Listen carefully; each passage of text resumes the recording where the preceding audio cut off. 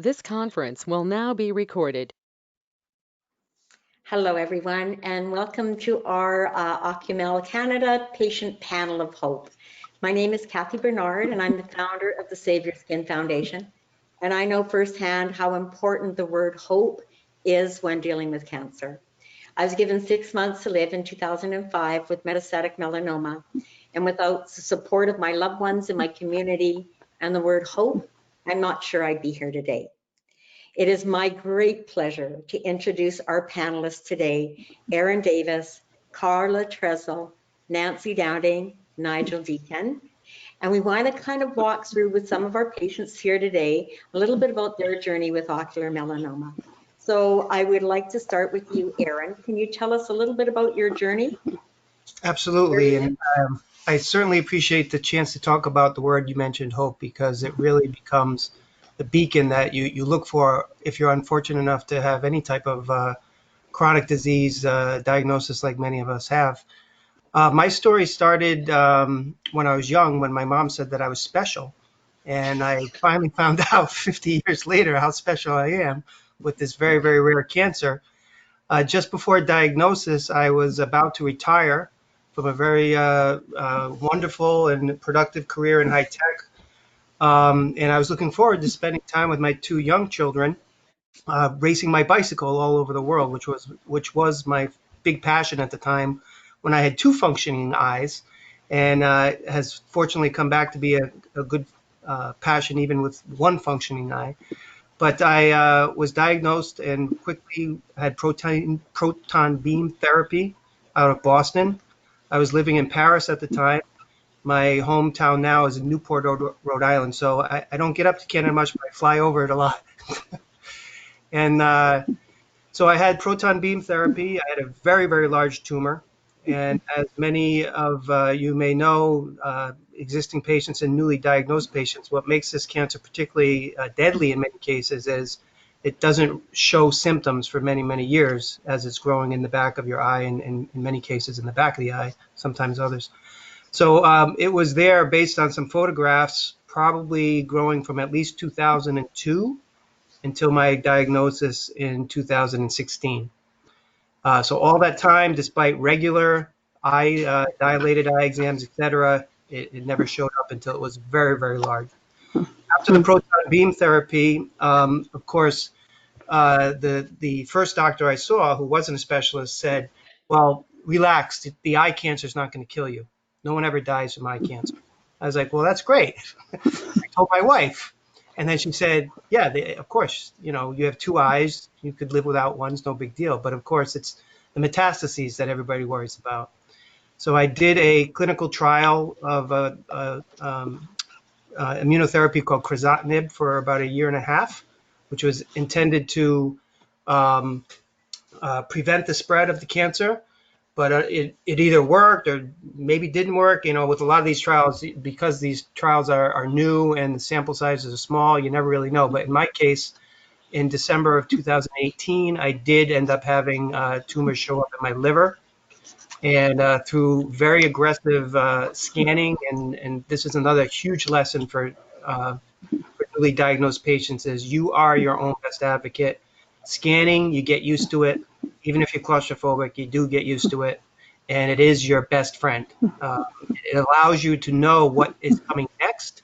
So while you're using whatever treatment you are at the present day, you're working with your oncologist to know what is your next step, because you most likely will need a next step at some point. Anyway, after about a year and a half on that, I did have the liver tumors, and I went on a trial called IMC GP 100 out of Columbia Presbyterian in New York City, where I go weekly for an infusion. It's about a 400-mile drive, which I go every week down for that, some blood work, and then the infusion. It takes only about 15 minutes, so it's a long way to go, but it does appear to be keeping me alive. I've had some small tumor growth on the spine, some small growth on the liver still, but I'm within the parameters of the trial. And I'm now going on, going into my second year on this trial. I'm very happy and very happy with my team. I'd close just by saying, being diagnosed like this is a huge shock, And it really it gives most people a remarkable sense of empathy because everybody's heard about cancer, but until you're diagnosed, you really don't understand. You don't understand what people mean when they say pre-existing condition. You don't understand what they mean when they talk about, what you have left to live. And when I left my first oncology visit, I had a social worker ask about 25 different questions about my, was I married, my income level, et cetera, et cetera. And at the end, I was like, holy crap, if I answered like no to one of those questions, like, do you have a primary caregiver that's near you? Any one of those questions would have made my journey incredibly difficult, which is what a lot of our patients have to deal with. So I feel very blessed that I have a great oncologist. I had to find him, which I encourage new patients to do. And opportunities like this and networking like this is a great way to do that. And of course, I had a trial that worked for me so far. I know it's not going to work forever, but I know I have my second, third, fourth, fifth backup plan lined up when that day comes. But I mentioned bike racing, and I'll close with it, which is, for years I was doing these charity bike rides, insane things like riding up the biggest mountains in France 5 times in one day. I probably brought in several $100,000 for cancer research through these charity rides. And in my team, people would die. Every year you'd go to do the event the next year, and there'd be one less guy there because many of them were cancer sufferers. But I wasn't, and then I was. And it gave me such a different perspective. And all I said was, you do have to live for every day. If you worry about what the next week's going to bring, you're going to drive yourself nuts. Don't read the internet because the success rates of a patient diagnosed today, knock on wood, are so much better than they were even a year or two ago. So don't spend too much time on the internet. And I'm happy to say, except for about 2 days of the week when I have some spinal pain, I'm kind of back to normal now, with the one exception that I haven't told my young children about my situation yet. So I know I have to have that conversation, and I'm not looking forward to that. But outside of that, I'm living really my best life, enjoying life a lot, and have really appreciated, benefited from the ocular melanoma community, which again, I really encourage newly diagnosed patients to take advantage of. Thanks, Aaron. I can relate to almost everything you said, and really that's why, as a patient, my family and I wanted to start our organization, Save Your Skin, because without that whole team approach, it's a really tough journey. And I'm sure you're a special guy. I'm sure. I just met you, but I'm pretty sure of that your mom is right. Well, my mom thinks so. Carla, My wife's not sure, but my mom for sure. well, exactly. Carla, do you want to tell us a little bit about your journey? Yes, my name is Carla Tressell. I live with my husband Jim and our dog Axel in Arvada, Colorado. We enjoy everything outdoors, hiking, camping. We love to travel. We love all spectator sports.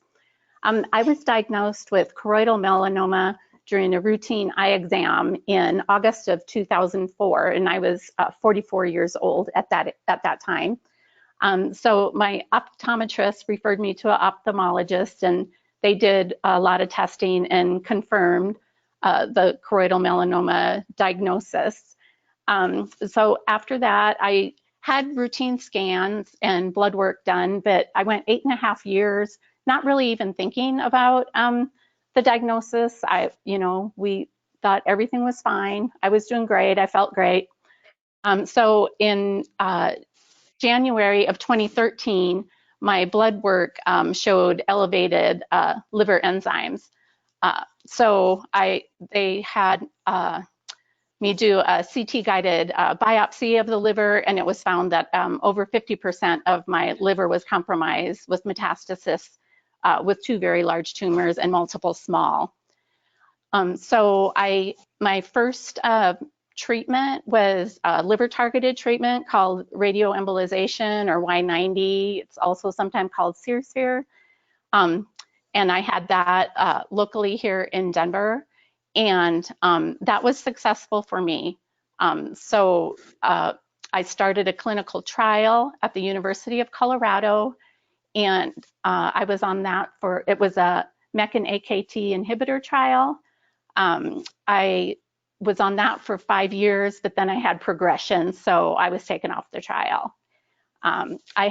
Since there was an increase in the liver tumor, I did have a second Y90 treatment in April of 2014, and my liver mets was stable for 6 more years until January of just this past year is when we found more progression. So after 2014, I was keeping in close contact with the University of Colorado. I was gonna join a clinical trial out at the University of Colorado in 2017, but when they were doing some of the preliminary scans, they found a tumor on my brain. They actually found 3. One was 2 centimeters, and then there were 2 very tiny spots that were suspicious. So I had a craniotomy to remove the 2 centimeter lesion, and then we've just been monitoring the 2 small ones. One of the other ones started progressing in 2019, so I did have radioactive stereotactic radiation to that one just in July of last year. After I had the craniotomy, I went on Keytruda, and I had 15 infusions of Keytruda, and then I got ulcerative colitis, so I stopped that. I went 5 months with no treatment, and then I started on the immunotherapy treatment Opdivo, and I had 13 infusions of that, and they found progression in January of this year in multiple locations. So I met with the oncologist at University of Colorado, and I signed up for the TIL trial in Pittsburgh, Pennsylvania. So I did 3 trips out there earlier this year, and in hopes of doing that treatment. Unfortunately, when I was admitted to the hospital for the actual treatment, my white blood cell count was very low, and so they recommended that I not proceed. So that was a difficult time, but we came back home, took a few weeks to regroup. I consulted again with Dr. Nutting, the interventional radiologist who did my 2 previous Y90 treatments. I said, hey, would you look at my scans? Do you think it's possible to treat the liver a 3rd time? And he agreed. I did that in July. And so right now I'm due for a PET scan to verify if that treatment was successful. So I feel very fortunate. The most important things to me are surround yourself with a core group of people that you can talk to openly about this. I don't talk to a lot of people. I'm not real open about anything.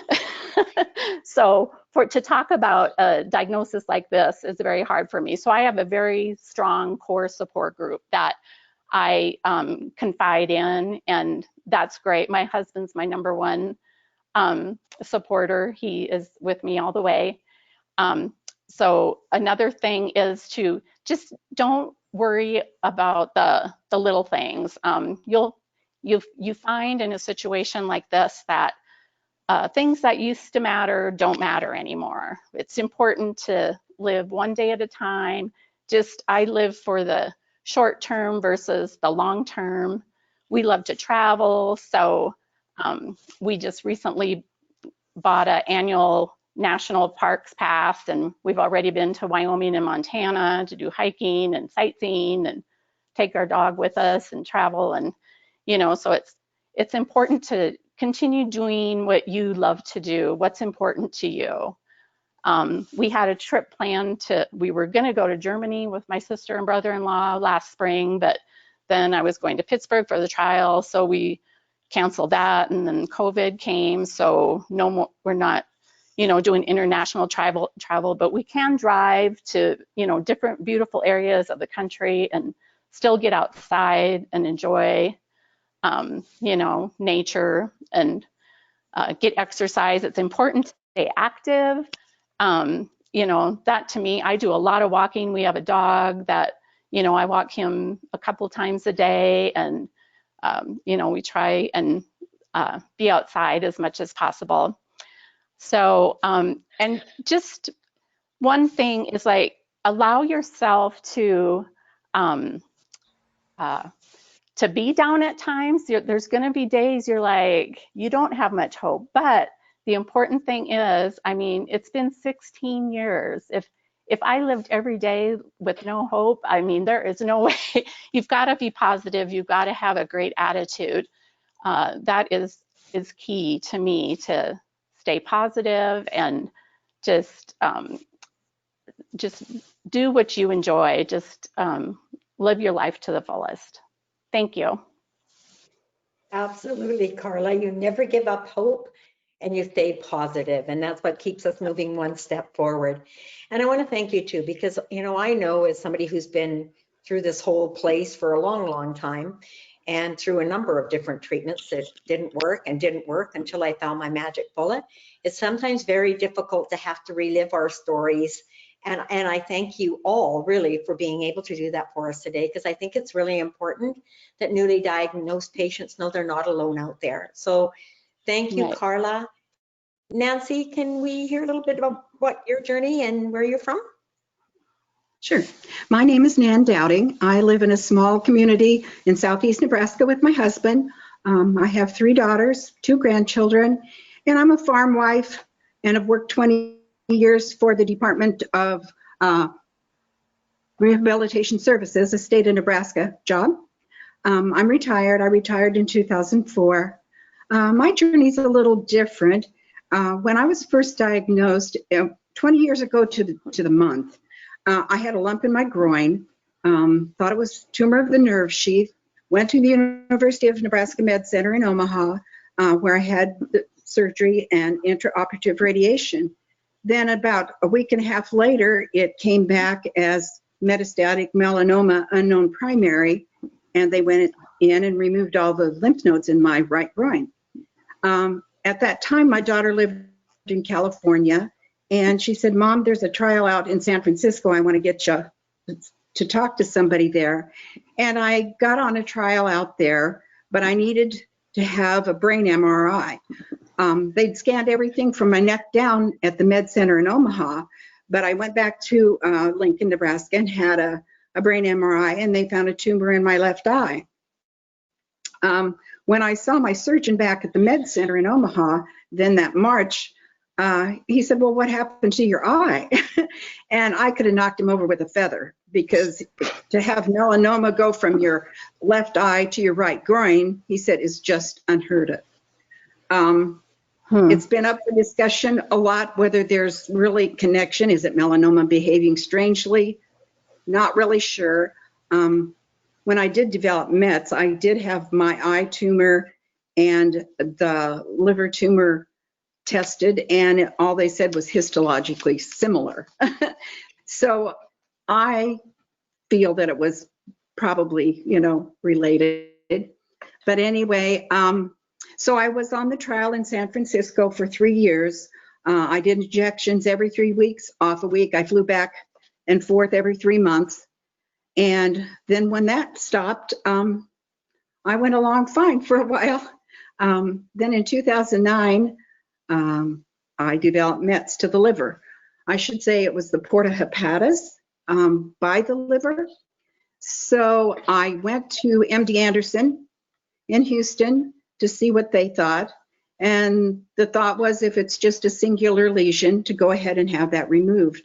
So I went back to the University of Nebraska Med Center, and they went in laparoscopically, and there were more things that showed up. So we decided to do some chemotherapy, and that was Avastin, Abraxane, and carboplatin.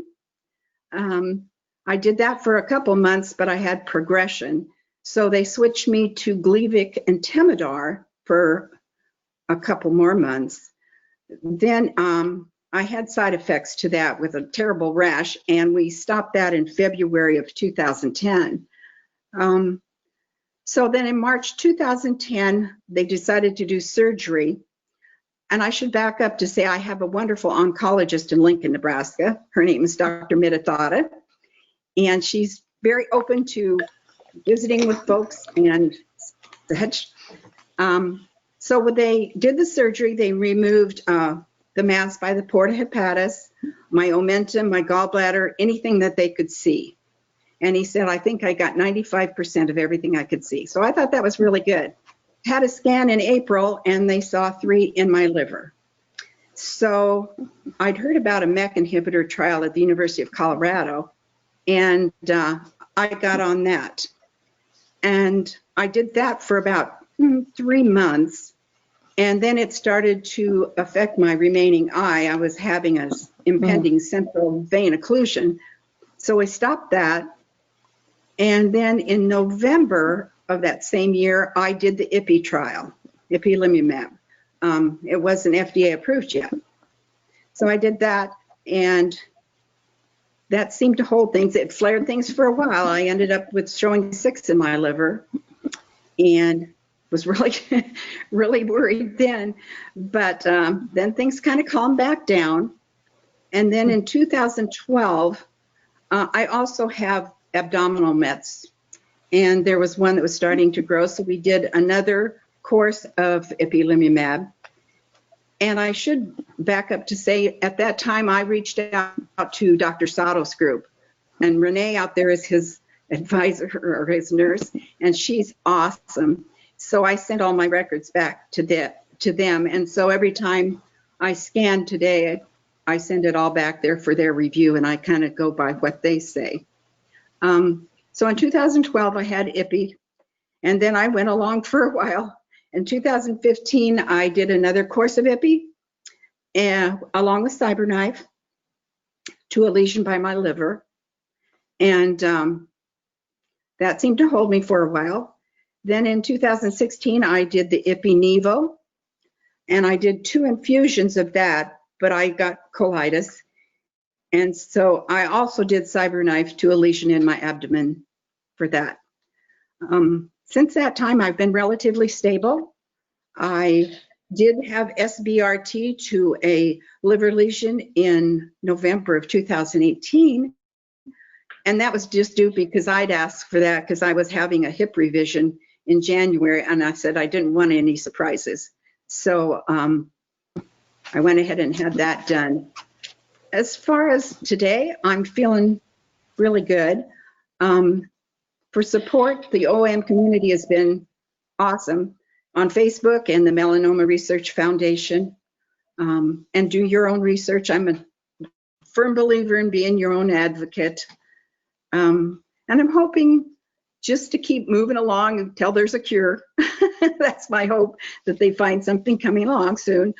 I wanted to say, for those that are first diagnosed with metastatic melanoma, don't give up. Do your research. There's always hope, as all of you have said. And as someone told me a while back, you weren't born with an expiration date stamped on you. So, you know, just don't always look at the statistics or just statistics. So just hang in there. Thank you. Great words, Nancy. Self-advocate, right? Who better than us to make sure that, you know, we're getting what we need from our healthcare professionals. Last but not least is my really good friend and my fellow Canadian, Nigel Deacon. Nigel. Thanks, Kath. It's so interesting to hear the stories of these amazing people that I have met on my ocular melanoma journey. And if you're listening, you'll already start to see commonalities in the story. So that's really encouraging to me. I was born in Ireland, and that's why I sound a little bit different from the other people here. And I'm hoping that you're doing a good job of understanding me. I graduated from university in Ireland. I've spent a lot of time teaching in Africa. I've had a career as a teacher and an administrator. I settled in Canada. My family is here, and I live on Vancouver Island, as far west as you can go in Canada. My ocular melanoma journey started out of the blue in June of 2010. I was diagnosed with a tumor at the back of my right eye and the choroid, which is quite commonplace for it to start. And I very quickly got to treatment because that's widely available in many parts of the world now and is incredibly successful in killing the tumor in the eye. I did ask, what about tracking, and should we be, paying attention to this? Should we be doing scans? And where I live, I was told, no, there's no point in doing that because there's nothing you can do if it comes back. So I got on with my journey. I was teaching at university. I was teaching teachers at university, work that I really loved. And suddenly out of the blue in March 2012, I was diagnosed with metastasis to the abdomen and to the liver. And so when I went to chat with the doctors, the story remained the same as it was in 2010. There's nothing you can do, but I was very persistent. It's the stubborn Irish part of me. And so I found my way to the end of a clinical trial. I got compassionate access to immunotherapy. And I tried that. It's a tough thing to do, but I did it. And there really wasn't much response. And so I was asked to register for hospice at the beginning of 2013, which I did. But I tried the treatment again in 2013, and it seemed to be turning things around. So I did immunotherapy again in 2014 and 2015. Very difficult to repeat the treatment because the science is not really there to support it. But I have a very good friend on the panel, Kath, who set up the Save Your Skin Foundation to support cutaneous melanoma patients way back when they were going through exactly the same kind of challenging journey that we're all on now. And she was able to very pleasantly and with a smile on her face twist people's arms. And so I got my drug. And here I am telling you the story. I've had a good bit of radiation as well, which doesn't seem to have bothered me very much. And so the cancer's been quite still for quite some time. I'm still on a scanning protocol. I had a scan yesterday. I have a scan tomorrow. Next week, I'll get the results. On the journey, what I discovered was people in other parts of the world are way more organized and they work much more closely together than we do in Canada. That's partly, I suppose, because the numbers are so small, the cancer is so rare, and we have a really huge country. So I have been working with Kath and managing director of Save Your Skin Foundation, Natalie Richardson, who's hiding behind the scenes, making everything work today. And we're building Ocumel Canada so that there is more support for ocular melanoma patients when they get a primary diagnosis, and in particular when they get a metastatic diagnosis. So we're working really hard, pulling people together, talking with everybody who will listen. And the most important thing, yeah, I've had troubled times, and you've all spoken a bit about that. Family has been a real source of solace for me. My seeking for understanding basically of the big questions in life has been a source of support and hope for me. I spent a lot of time, and this is just coming together for me now within the past week, incredibly, not living in the past and not living in the future, because that's actually impossible.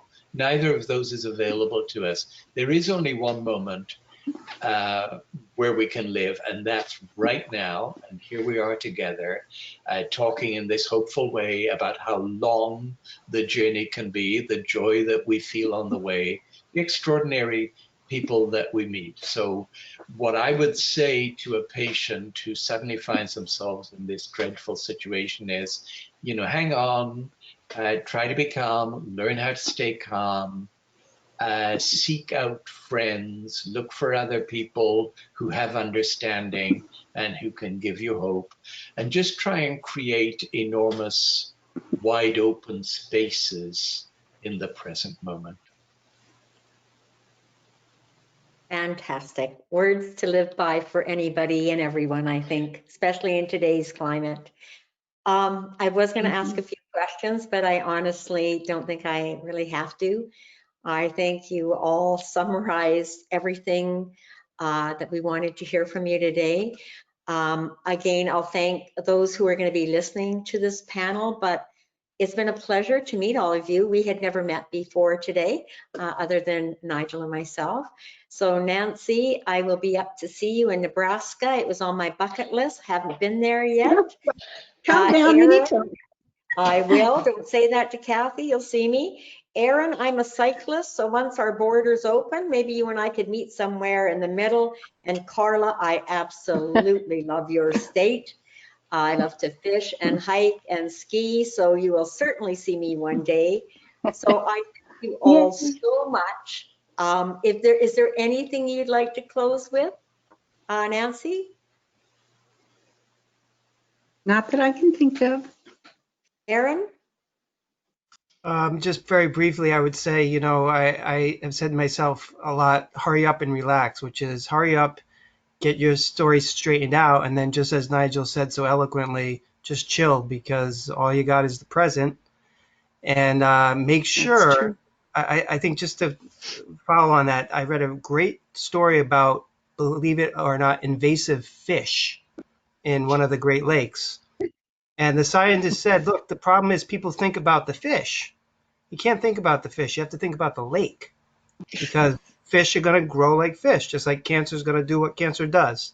So what do you do to prepare yourself mentally, physically, with your support group, with your doctors, to make your cancer not like living in your house, and finding its way out? And I think to that end, just to make something very important that some people miss as a newly diagnosed patient is all the things we've talked about, trials and being one step ahead and knowing what's going to happen, if A, then B, then C, particularly with Nancy and Carla, long different things they've tried. And that's what keeps you going. But one of the biggest mistakes newly diagnosed patients make that I have seen is they don't get genetic testing, which is available now, which wasn't available when Nancy, and Carla and Nigel, when everybody else was diagnosed. And that is your ticket. That's your golden ticket to get access to these trials. So make sure working with your oncologist, and particularly when you're newly diagnosed is when you have to do it. You get that primary tumor genetic tested and, go from there. Excellent point. Excellent point. Carla, anything you'd like to in closing? Just real quick, thanks to you guys for putting this all together, and just listening to us all gives me more hope. I mean, I'm kind of I'm kind of a little nervous these days. I won't lie about it, but just hearing these stories gives me renewed hope, and I wish you all the best. And this is great. And also, like Aaron said too, one thing I wanted to stress too is the importance of the genetic testing. I mean, that is the future for the scientists.